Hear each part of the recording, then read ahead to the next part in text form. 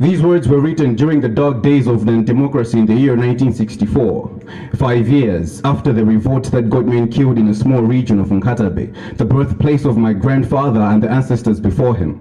These words were written in the middle of the infamous cabinet crisis, the exile of men, but somehow the pages of this manuscript survived and sneaked into a century that needs this country recolonized, a century that no longer sees long-lived Kamuzu glowing in the skies. To my surprise, every time I lay my eyes on the black, red, green colors bonded together like family ties, I see the demise and the rise of our sons.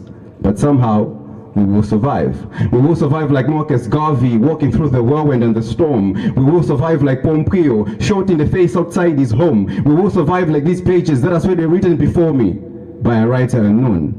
We will survive like Christians, reborn, born from Mother Malawi, who mothered this transformation from a Rose Chiwambo to a Joyce Banda, but somehow the pain remains the same. We don't bleed blood, it's envy and hate that runs in our veins. We wear a vow smile that is upside down. We come from a war-torn land, a battlefield, not of which we hear gun sounds shout. We come from the unknown, where power to the people is foul. We are nurtured by secrets. We are kept in the dark because blackouts are allowed. So, we no longer protest because the experience was sour. We are like sons of a lesser God because over here pain, poverty, and self-love is power. But somehow we will survive. We will survive like Bob Marley, the black survivors, writing that song Survival as the soundtrack of our lives. We will survive because these words survived during the long years of oppression, depression, rejection of tribes, culture, and religion. The long years of genderized ideas and politics as usual. The long years of conscious imprisonment of chameleons and gods. The long years of hunger and furious anger. Now we are that anger, that deep within anger, the anger that pissed off the men in blue with pangas, the anger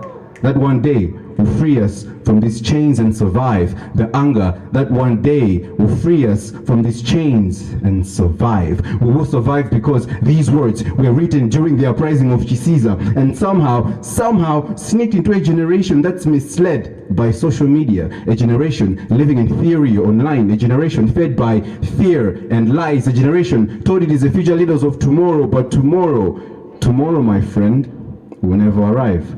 But somehow, we will survive. We will survive from them. We will survive from us. We will survive from this justice unjust, the paradox of the rich and the poor swaying justice unjust. We will survive simply because we are gold in the dust. We will survive from this plunder of public bread. We will survive from this rush of blood to their head. We will survive despite us being puppets.